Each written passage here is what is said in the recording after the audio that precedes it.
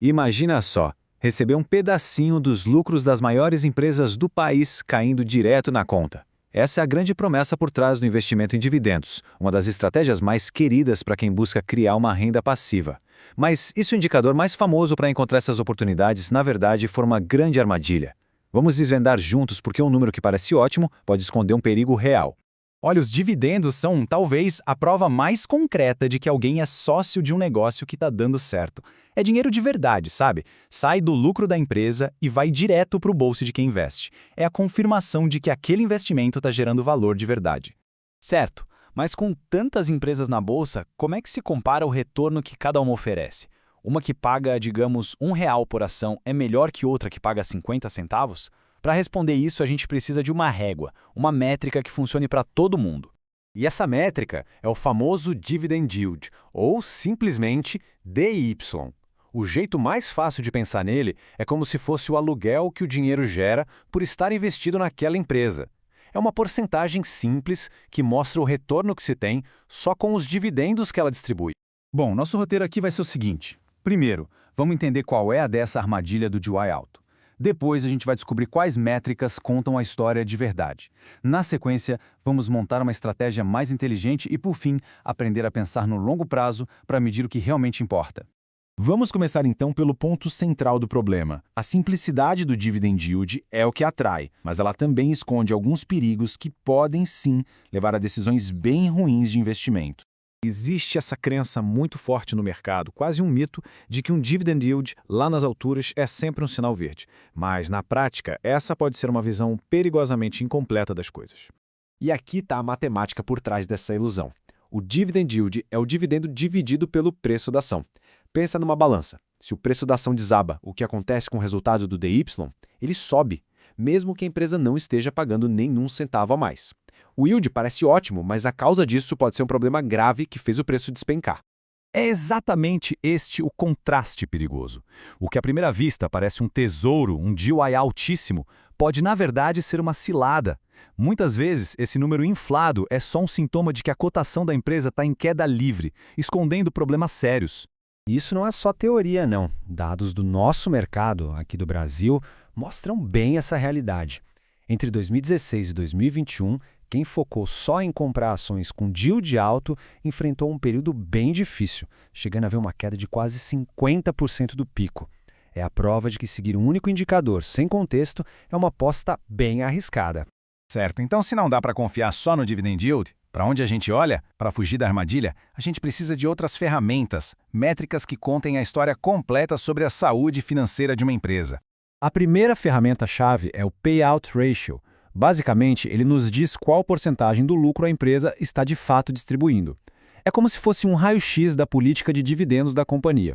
E essa tabela aqui é o nosso guia. Um payout de até 30% geralmente indica uma empresa focada em crescer, que prefere reinvestir o lucro. Entre 30% e 60%, a gente tem um modelo equilibrado, que divide entre crescimento e dividendos. Acima de 60%, geralmente são as gigantes maduras, que já cresceram muito e agora focam em retornar valor. E o sinal vermelho, acima de 100%. Isso quer dizer que a empresa está pagando mais do que lucrou, uma prática que obviamente não se sustenta no longo prazo. Mas o payout não conta todo sozinho. O setor da empresa é fundamental. Uma elétrica, que é super estável, é bem diferente de uma empresa de tecnologia em crescimento, né? Também precisamos saber se os dividendos são sustentáveis, ou seja, se a empresa gera caixa suficiente para pagar. E, claro, o ciclo econômico. Como a empresa se sai com juros altos ou com inflação subindo. Bom, estamos na metade do caminho para montar uma estratégia bem mais sólida. Se essas dicas já estão ajudando a clarear as ideias, não esquece de curtir e se inscrever no canal para não perder a parte final e as próximas análises. Ok, já entendemos o problema e já temos as ferramentas de análise na mão. Agora, vamos juntar tudo isso numa estrutura prática, para tomar decisões melhores. A gente pode usar um filtro simples, de 3 passos. Primeiro passo, descartar ações com momentum fraco, ou seja, aquelas que já estão numa clara tendência de queda. Passo 2, checar se o payout está abaixo de 90% para ter uma margem de segurança. E o passo 3, talvez o mais importante, confirmar que a empresa tem lucros positivos e estáveis. Só isso já separa as boas oportunidades das armadilhas. E quando a gente aplica esses filtros, naturalmente chegamos a alguns setores já bem conhecidos por sua estabilidade e maturidade. Empresas de energia, saneamento, os grandes bancos e as de telecomunicações são exemplos clássicos de negócios com receitas previsíveis, o que é ideal para uma estratégia de renda. Até agora, nosso foco foi analisar a empresa hoje. Mas para quem investe para o futuro, existe uma métrica muito mais poderosa, uma que mede o retorno pessoal ao longo do tempo. Pensa assim, o dividend yield é uma foto do mercado hoje. Já o yield on cost, ou IOC, é o filme do investimento pessoal. Ele calcula o retorno de dividendos com base no preço que cada um pagou pela ação lá atrás. É rentabilidade real sobre o capital que foi investido de fato. Olha só como funciona na prática. Imagine que uma ação foi comprada há anos por R$20. O tempo passou, a empresa cresceu e agora ela paga R$3 de dividendo por ano. Se a gente dividir esses R$3 pelos R$20 pagos lá no início, o yield on cost pessoal é de impressionantes 15%. Esse é o retorno real sobre o dinheiro investido originalmente. E o ponto crucial é este. Para quem adota a estratégia de comprar e manter boas empresas, o verdadeiro objetivo é ver o seu yield on cost crescer com o tempo. Isso é o sinal de que o fluxo de renda gerado por aquele investimento inicial está cada vez maior.